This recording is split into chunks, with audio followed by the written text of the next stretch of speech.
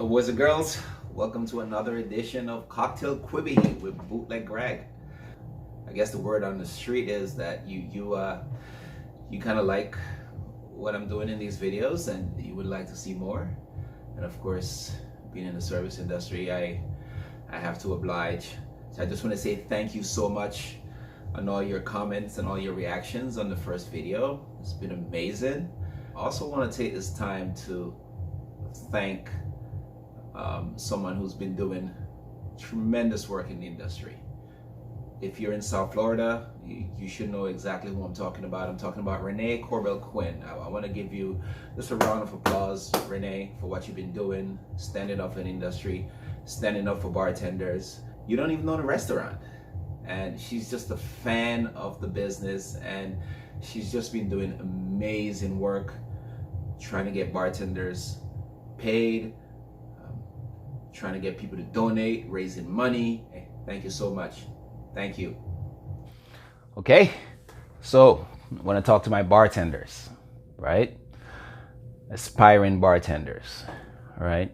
When this thing is all over, and it will be over, we want to get into the habit of having our own tools. You gotta have your own tools. I just don't get it. This is like one of the only profession I see. All right, think about this. Imagine you have a leak at your house, in your kitchen, your bathroom. You call a plumber. The plumber comes over and is asking you if you have an adjustable wrench. Do you have a spanner? Well, how would you feel about that plumber? It's no different. Every profession has their tool of trade. As bartenders, you gotta have your own tools. It's just better. You get used to your own tools. There's a certain way it feels to you. It's unique. It's not all tools are the same, all right? Now, you don't have to be like me and walk around with a shed full of tools, right? You don't have to geek out like me, right? You don't have to have a bag for a bag. There's some things that are must-have, right? You don't have to have your own mallet. It's not a must. We'll get there later. Lewis bag, you ain't got to walk around with your own cutting board, right? But there are certain things that I think you should start out with as a young aspiring bartender, right? These are the things that I would get. You need a shaker set, right? You don't have to go all fancy. Right? You want to stick with the tried and true, and there's nothing more tried and true than a traditional shaker set, right? Boston shaker, right? Numbers are important, and you're going to find that with me a lot. Like, numbers are very important. So it's a Boston shaker, 28 ounces. This is what you want to get. You make it silver. Don't go for the fancy colors, the gold, the red. Over time, they don't hold up. They don't take pounding very well. They strip. You get metal in your drink. All sort of things you don't want. Get silver to begin with. At the end of the night, put a little vodka on it, wipe it down, a little bit of vinegar. It's good as new, right? You want to get a cheater tin. So this is called a Boston shaker. This is called a cheater tin. This needs to be 18 ounces, right? There's nothing worse than having a 28 ounce Boston shaker and a 16 ounce cheater tin, all right? You need a knife, right? Your own knife, right? A nice, sharp paring knife, right? You need your own knife. You need a muddler, right? A lot of muddling that goes on behind the bar, right? Again, you don't have to start out in the custom made. What I find, I would get like wood or hard plastic. A lot of my colleagues may disagree, but I would try, especially when I'm starting out, I would try to stay away from the metal. You know, metal on glass. A lot of times, you know, you lose your equipment. So I would stick with wood or hard acrylic or hard plastic. Clean them, sanitize them every day after each use if possible, all right? Need a spoon, in this case a spork, right? A bar spoon, 11 inches or above, all right? Usually between 11 and 15 inches. You can pick up your garnishes, no hand contact, especially once this thing open back. There's gonna be a lot of pet peeves, right? We see that, so we wanna get in the habit of being sanitary, right? Try not to touch what we're gonna serve to the customer as much as possible with our hands where it can be avoided.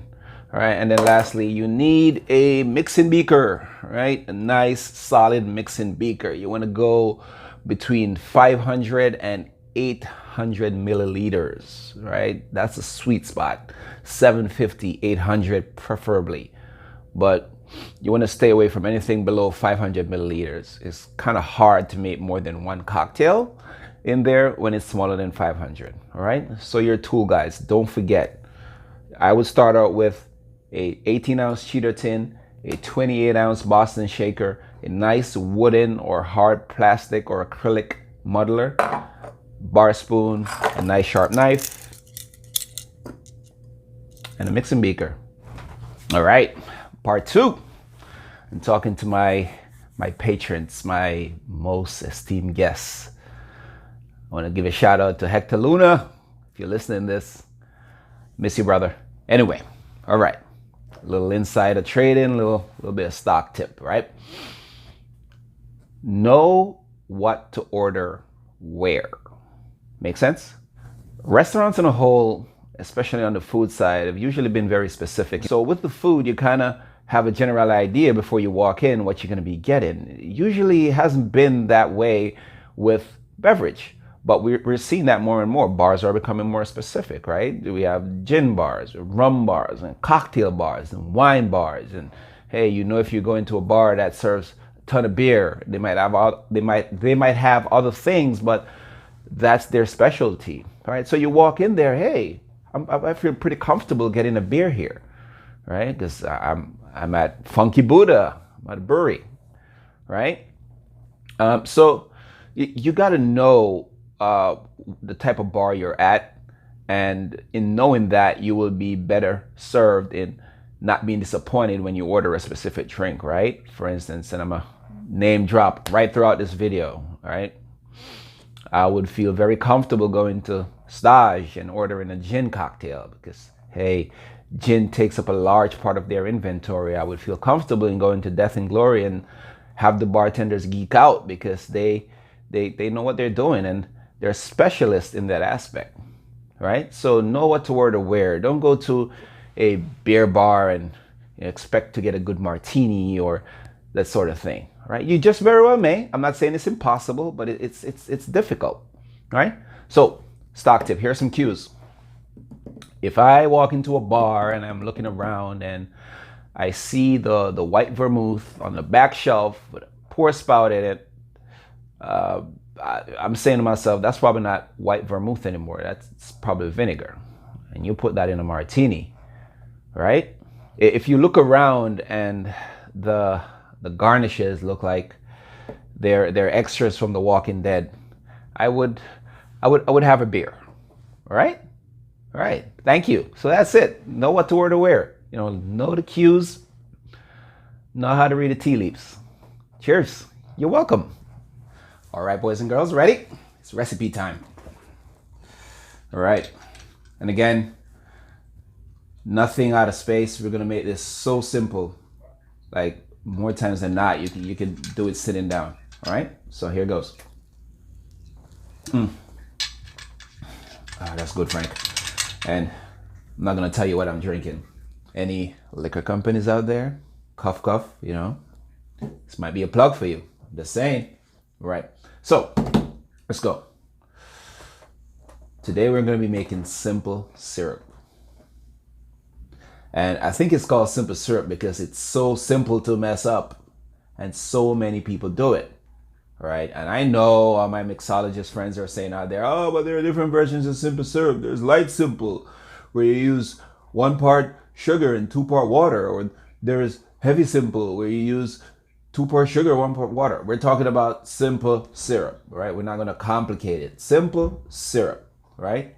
Equal parts sugar and water, all right? And I think this is the part that's confusing to a lot of people. You talk about parts. A part could be a half a cup. It could be a cup. It could be 2 cups. But once you establish what that part is, that's the formula that you got to follow. You dig? To make a traditional simple syrup, it's 1 part sugar, 1 part H2O. And that's it. The problem comes in when people start to eyeball it. Oh, I'm gonna pour a little sugar, I'm gonna pour a little water. Like, no. Any restaurant that I've consulted on and we use that 1-to-1 ratio, I can immediately tell when I pick that simple syrup bottle up and I just turn it upside down and start pouring. The way it's flowing, this is not 1-to-1. Like, you know, right? So here goes. Boom. 1-to-1. I have 1 cup of sugar.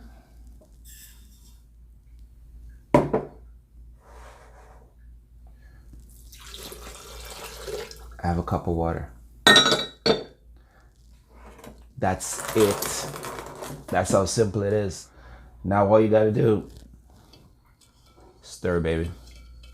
It's gonna be a lot of stirring. It may take a while. Make sure you're using room temperature or above water, right? You don't wanna be trying to dissolve honey in ice water, right? Room temperature or above. Again, people will geek out and go into, oh, well, hot water. Room temperature water and stir. That's all you gotta do. And stir. And stir. And stir. Right.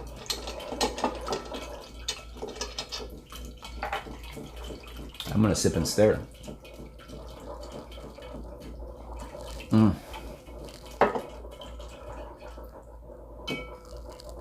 Simple syrup, baby.